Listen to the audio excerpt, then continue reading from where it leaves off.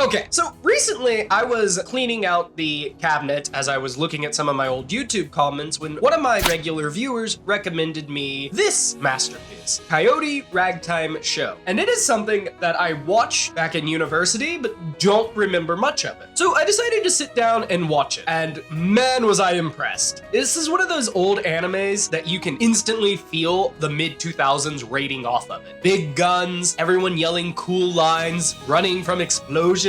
This is Coyote Ragtime Show. It is a space outlaw story from back in 2006 when UFO Table was still experimenting with everything that moved, and I love it. So class, today I feel like we're gonna go back to space for our lesson this month, as I need a break from Earth. So for our lesson today, let's talk about Coyote Ragtime Show, the wildest space anime you forgot about. Class is now in session. So let's start with our main character, Yes, that's his name. We don't know his real name. It's just Mr. He's the kind of character who could only exist in the mid-2000s, as he's a wanted man, professional trouble magnet, and yet somehow still the most reliable person in the room. What makes him interesting isn't that he's just some unstoppable gunslinger coyote, is that he's getting tired of it. At least that's how I feel. As once his friend Bruce, the Pirate King, dies, he hangs up the life of being a coyote to take care of Franca, who was Bruce's daughter, which to me is just wholesome as can be. Sure, he's rough around the edges, but his moral compass still points toward one thing: protect the kid above all else. Franca's not your usual helpless tag-along either. She's smart, stubborn, and a little too mature for her age. The kind of person who's already seen too much, but still wants to believe in people. Her parents are gone, and now she's under Mr.'s protection. Though she's not totally sure she can trust him, as she is afraid he'll leave once they find her father's treasure. Even with the fact that Mr. keeps reassuring her he won't leave. He gives her the opportunity, constantly saying, "Do you want to do this? If not, I don't care. We can keep running our bar." And it's just wholesome. I love it. It's the small type of personal conflict that is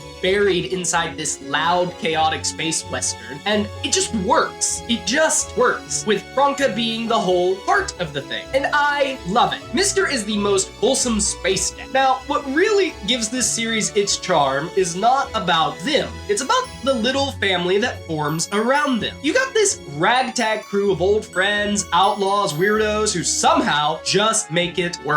They argue, they get on each other's nerves, but when it counts, you know they got each other's back. It's that classic found family energy that makes the chaos cozy. Regular viewers here know how much I love the found family trope. Or maybe you don't if you didn't actually see my last video because the gods of YouTube and the algorithm decided to lock it in the basement. So if you want poor Boro to be able to eat good steak this month, please go watch the video and free it from the algorithm hell. Anyway, back to Coyote Ragtime Show. While Mr. and Franca are bringing the emotion and the great parts of the show, the world around them is also bringing absolute madness. The story kicks off with one of the best ticking clocks in anime. A dying planet set to be blown up by the space government in just 7 days. Because apparently the government here knows how to be very efficient. Shocking. Maybe Japan should take notes. The countdown here sends Mr. and his crew on a desperate race to get back to Graceland, the planet Franca's father once called home, to find his hidden fortune before it's wiped off the map. It's not a galaxy-wide treasure hunt. It's just a messy standoff between a few determined players. Mr. and his old gang, the cops trying to stop him, and the 12 sisters out to kill him before he even lands. And speaking of the sisters, oh, they're a whole event. Too bad, because this anime is only 12 episodes, we don't get much time with them, but you know, the sisters are a squad of robot assassins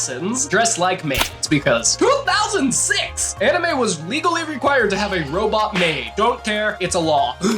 They're stylish, deadly, and just way too coordinated for the people who say, "Yes, master," every 5 seconds. That they hunt Mr. under the orders of Madame Marciano, who is basically the Tony Soprano with too much budget and zero chill. It's chaos, but it's fun chaos. ridiculous. The show knows it's ridiculous, but it plays it straight enough that you can still get invested. And under all that gunfire, explosions, and bad decision, it never loses that found family core. A bunch of broken people just trying to protect what they have left and see this legacy before the clock runs out. You know, I didn't expect to enjoy revisiting this anime, but here I am. I absolutely love it. I remember it being good, but it never really left anything like a memory in my brain like some shows do, as this is a show that is an anime-only production, and there's no manga, there's no light novel, which I already love because I am so sick of light novel adaptations. This is a show that is just fun. I love it. And ever since Jun Medea retired back in 2021 or so, we haven't seen many anime-only productions anymore. And it's been kind of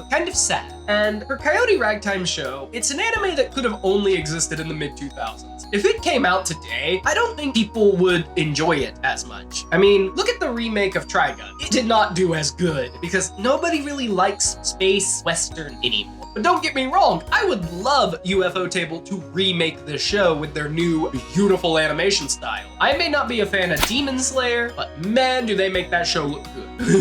Coyote Ragtime Show is something great. It doesn't pretend to be deep, it's just heartfelt and unapologetically weird. And honestly, I find that to just be beautiful. See, anime industry? Not everything needs to be another high school rom-com or isekai number 784. You have the tools to make anything, but instead you keep assigning yourself the same group project over and over again. You used to be bold, unhinged even. So please, for the love of Haruhi and my dwindling sanity, get weird again. Well, if it isn't obvious from my voice in this video, I really enjoyed this revisit because I needed something weird. I've been helping my students in real life preparing for entrance exams in February, and I needed a break. That's why I missed October. So I only kind of remembered Coyote Ragtime Show from back in the day. So huge thank you to Mokyun517 for reminding me it even existed. You, my friend, are a great anime viewer. You get the